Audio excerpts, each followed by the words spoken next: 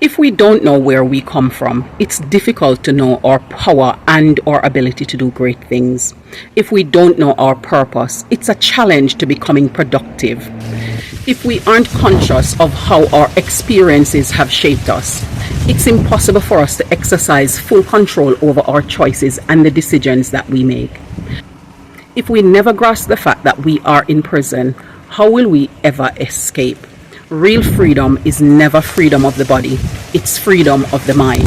The ability to control our will, our emotions, and chart our unique course of destiny. Though we have spent nearly 2 centuries emancipated from physical servitude, still our minds are caged. Marcus Garvey and Bob Marley have been calling people from colonized nations to rise up and reclaim their mental freedom, to truly take hold of our liberation. The big question is how? How do we really and truly become emancipated and rise? Let's have this thought-provoking conversation. The Jam Fam family.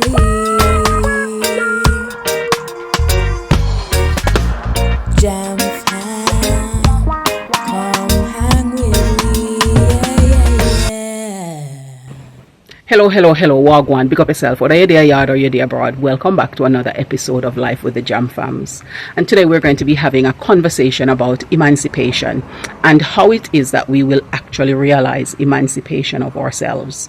And is it just in the physical concept of it, or does it also need to align mentally? Let's have this discussion. Let's unpack these ideas. If we have in any way explored global history, we would see and hear some of the injustices done to the human race since the 1500s.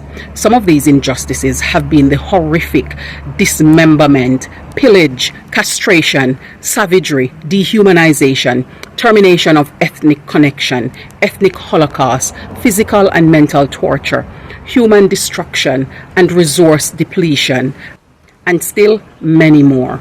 Yet, the greatest of them all is the mental hijacking and enslavement that has led to ethno-stagnation and the abortion of purpose and destiny. Though we often hear of the colonial powers treating their hostages as properties and dehumanizing them, the greatest injustice between the 1500s to the 1900s and still continuing now in the 2000s is the captivity of the minds of people who are unaware that they are in prison and oblivious to the impacts being mentally caged have on them. The impact it has on the generation that was before them, and even more so the impact that it will have on the generation that's coming after them. There is no conversation about emancipation that doesn't involve deep conversation about the mind. We should not be conformed to the things or the ideals of this world, but be transformed by the renewing of our minds. And how do we actually realize this? It's by testing the ideas that we may discern what is the will of our Creator, what is good, what is acceptable, and what is perfect. We should make an effort to demolish arguments and every pretension that sets itself up against the knowledge of our Creator, and take captive every thought to make them obedient to our Creator and His purpose and destiny on our lives. This requires vigilance, remaining distinct and being faithful to who we were made to be, the beliefs, customs, and practices. These were deliberately stripped away from many colonized people, especially those who were brought to the Americas and the Caribbean region. We've become intentionally ensnared by the conditioning received, and it inhibits us possessing the lands and fulfilling our purpose and our destiny. This was systematically and strategically done to keep us feeling dismayed and never realizing our potential. Here are some of the ways that this was achieved. The first is fear and bureaucracy. And what this does is it causes people to cower and lose their courage. It excludes and it minimizes people. And it causes a demise to collective advancement in people groups. Secondly, is gaslighting. And what this does is it causes an erosion of self-confidence and self-awareness in individuals, making them second guess and question themselves at every turn and every stage. And eventually they settle for mediocrity. And the third is projection. With all of the trauma that our foreparents experience, it is no wonder sometimes that we are triggered, feeling insecure or fearful. We seek to put our thoughts or feelings and fears onto others, and that's because we've been treated that way. So we've learned it, and now we are repeating that process that we've learned. Fourthly is thought dependency. We become reliant on government and on others to meet needs and solve problems, and it destroys our ability to use our initiative and to be innovative and self-sustainable. And fifth is sabotage and spitefulness. It causes an erosion of the courage to challenge status quo or break the mold, enabling mediocrity and encourages delinquency. Solution: we need rapid relearning and drastic hot housing of our young people to overcome the disservice and boost acceleration. Here are some measures that we need to personally and collectively take. 1. Accountability and responsibility. In order for us to dismantle the things that do not serve us or our offsprings and replace with better instrument for progress. Second is re-education of ourselves. This way we can sift through the social norms that we learned and assess their relevance, then explore civilizations past and present to learn how to restructure, regroup, and advance. Thirdly is to devise means of agreeing on accessible socialization tools that are suitable for growth in any generation, and focus on ways that will swiftly sensitize people and condition the people for mindset shift on a national scale. Fourthly, being the change. Reading, changing our perspectives and our behaviors, renewing the mind to eradicate the centuries of enhanced negativity and distrust from years of disservice. Fifth is the readiness to work and to make sacrifice for the generations coming after us. We need to think about the scorpions and the octopus and how they perform, how they are self-sacrificing just so that they can make a better future for their offsprings. In like manner, we need to make sure that we're doing pretty much a similar thing. This way, we truly leave a legacy and a good inheritance for our children and their children's children. 6 is understanding mass media and how to use it to our advantage. Mass media has been long weaponized against us. We should be more strategic with using mass media and or vibrant music culture as effective tools to incite progressive change and showcase where and how they are happening, share vision, track progress, and reconstruct confidence in our systems and operations. 7. Problem solving. We need to be able to solve our problems as well as the problems of other people. We need to be more proactive with business initiatives, with investment in innovation, productive use of our agricultural lands through diversification of new perennial crops, explore international markets for a larger variety of produce, invest more in research, provide more government-led grants from corporation taxes, enforce more contribution to infrastructure building by developers, and use education as a tool for exploration, creativity, and innovation. We also need to streamline services, fund entrepreneurship, and empower sharing of ideas that create solutions. Some of these measures are already implemented and need consistency, wider participation, greater publicity, and more robust operation to ensure efficiency and maximize productivity. Though we have had some tough experiences in our past, our DNA don't only transmit trauma, it also transmits triumph. These are trickled down the generations, and if we seek deeply within us, we can find the inherent skills of leadership, productivity, collaboration, and collective responsibility. It is for us to say that mental enslavement ends with us in our generation, and we are gifting our children and our grandchildren with absolute liberty, and it begins with our mental emancipation and resocialization. Will you take the risk to answer such a calling? Let us know in the comment section below. What are some of the ways that you think you can make a difference in your own personal mental conditioning, that of your children and your household, that of the community immediately around you, and having an impact therefore on the wider society? It starts at home, and it starts with each and every one of us. What are some of the things that you think that you can do differently to make this your reality? And if you feel that you're already there, what were some of the steps that you took to get you to that position? Let us know in the comment below. Eliona have exam. Hey, the exam time starts. Is somebody under pressure? Soup. Pressure. Is somebody under pressure? No, you feel like you're really ready and up for it? No, but you're not under pressure at the same time? Yeah. So what is it that you feel you're not ready for? As in which subject? English B. Okay. IT. Biology. Those are the three? And geography. And that's out of what, is it 16 or 17 subjects? 16. So 4 out of 16 you don't feel you're up to par for. So we need to invest a little bit more time and effort in those ones. And they are further down in the exam cycle, right? The English B and IT is Wednesday.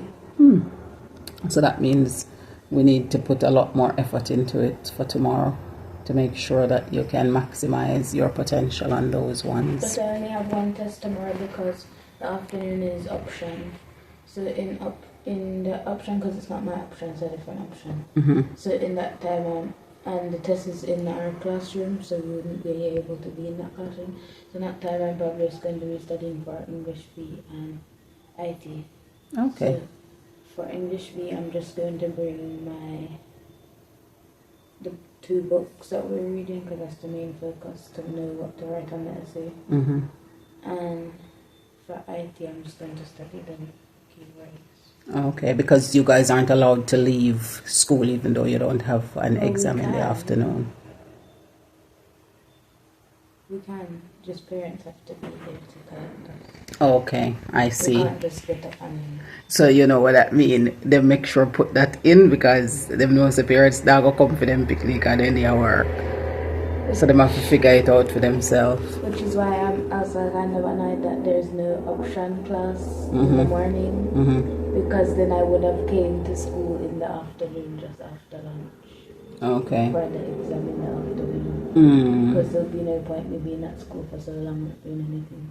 I could be at home studying and praying, and then I go to them and out at lunchtime. So by the time I reach the test. Okay. Well, I'm glad that you are pretty confident about what you're going to do, and hopefully you will smash it like you did the last time. I do need to go over physics. I have physics. I know I understand all the concepts. I just need to memorize the formulas and the quantity tables. That's all I have to do. Okay. And you'll be able to get that done shortly before. And good conductors and bad conductors. Okay. The teacher forgot to give us that topic, so he said we should research it. Okay. I think that's a good strategy because it's teaching you guys how to go and find out information and demonstrate some level of independence. So that's good. It would have been better if you had known a little bit longer in advance that that's something you need to go and research and read up and study. But all the best. We've got ya. And at the moment, we know that it will be well. So chin up and go do your thing. Eliona has decided to use me yet again for another one of her scrumptious experiment. What's this one called? If you don't want him, you can't go name. What's this one called? Patsepule. Patsepule. Poulet. Poulet. It's French? Okay. So, patsepule is what apparently it's called. So I've got pasta with a topping of grated cheese and or shredded cheese, however you refer to it. And then I've got some chicken, and then my salad, which looks like lettuce topped with nuts. So I'm going to enjoy. Thank you, madam, and I will give you my feedback un momento. So thank you, and I'm going to taste.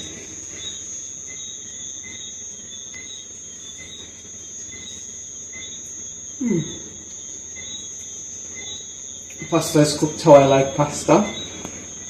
Not too soft, not too hard, just enough for me to chew. The chicken tastes nice. What's the sauce on top of it? Does that The chicken. We mix. Is it a blend that you made? Okay, then you don't need to give me a secret ingredient. And I like the sauce that's on the pasta. Thank you. Another one that you concocted. Okay. I Where didn't did you look get at this recipe this time? Oh, the recipe. The one previously you got it from Pinterest. The recipe I made up, but the concept I got from Pinterest. Okay. I just saw a picture of the pasta, so I tried to replicate it with my own flavor. Okay. And you love do your experiment, so thank you. I'm going to go and enjoy it. You're welcome. So we've been having some unusually high winds up in the hills from yesterday coming into this morning, and it's picked up again today. So I'm just going to show you now just the swaying of the trees all over the place. Look at that. It's such a wind, it's just moving things around so rapidly. But this is what you get up in the hills sometimes, where it's just windy and just not explainable at all. But we enjoy it. It helps to bring us some cool temperature. It hasn't been very sunny today either. It's looking a little bit overcast, but even that we give thanks for. Look at the mulberry leaves and limbs swaying in the wind. Look at those trees out there in the distance, how they're being pushed around. And this is subtle now compared to what we were experiencing earlier, which was the whole reason I decided I was going to come and pick up the camera just to show you the conditions we are experiencing up here. No, we don't have any weather front or anything like that coming towards us. It's just a rather windy day up here in Mandeville at the moment, just cooling us down as we are getting further into this summer month. So it's just an amazing feeling to be able to feel the cool breeze. But I must say it was rather odd hearing all of that noise whilst inside, so I decided to come out and have a look, and then realize that this is what we're having. And all of that has just, that beep you just heard was the electric going out and coming back in. And we've been having some funny movements on the level of the network, the internet as well, because of all the wind causing that disturbance on the cables that are running above ground. I have a channel where I talk about finances on there because it's a great passion of mine. And one of my earlier videos, because I only started it less than a year ago now, so one of my earlier videos that I did, somebody came on the video and this was their remark: the fact that I'm Jamaican means that they're not going to listen to anything that I have to say about finance, because of course you know the stereotype that they have around Jamaicans. And I was so flabbergasted by the fact that somebody actually spent the time to say and to do that, because Jamaica is such a vast country with so many different characters and personality. We have so many influential people who have hailed from Jamaica, who have had such profound impact on the world at large, the psychology of people. And these are people who made the effort to emancipate themselves from colonial ideals, and therefore were able to make this impact. And somebody is now going to deny themselves of relevant information that could actually transform their circumstances simply because of where the person comes from. And I'm a proud Jamaican, okay? I'm a proud Jamaican. I am very, very proud of my heritage. However, the fact that people can use that to say is the reason they're not going to listen to you is just unbelievable. And I'm in no way, shape, or form offended by that. I just wanted to highlight some of the things that we think, because people are entitled to their opinion and they're entitled to their perspective. And as my daughter would say, even if it's a wrong one, they're perfectly entitled to it. It's just giving a reflection here. I was just reflecting things and just looking at how sometimes we allow ourselves to miss out on things that could be beneficial to us because of some of the things that we look at, without recognizing that diversity isn't something that we should fight. It is something that we should respect and understand. We don't have to agree with everything that people do, but we should just respect their right and their freedom to be able to exercise these things, so long as what they're doing isn't illegal. We should get to that place where we can actually do that for each other and to each other. Let me know what you think in the comment below. I just wanted to share this reflection with you. The Jam Fam family.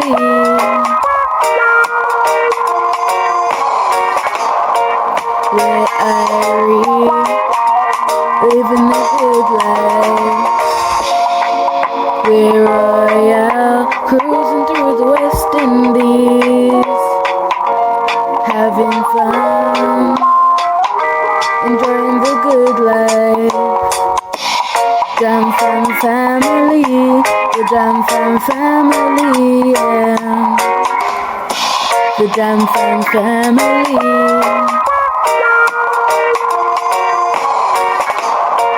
Where I living the good life.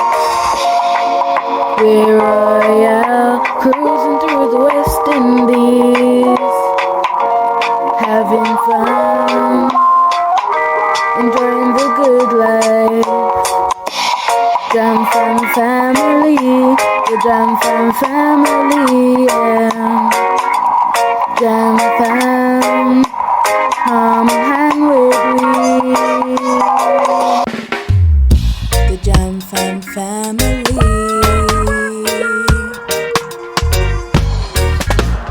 Jam Fam, come hang with me. Yeah. Thank you so much for staying with us here on this another episode of Life with the Jam Fams. We look forward to seeing you in the next one, and we look forward to reading your comments in the comment section below. Bye for now. See you and take care.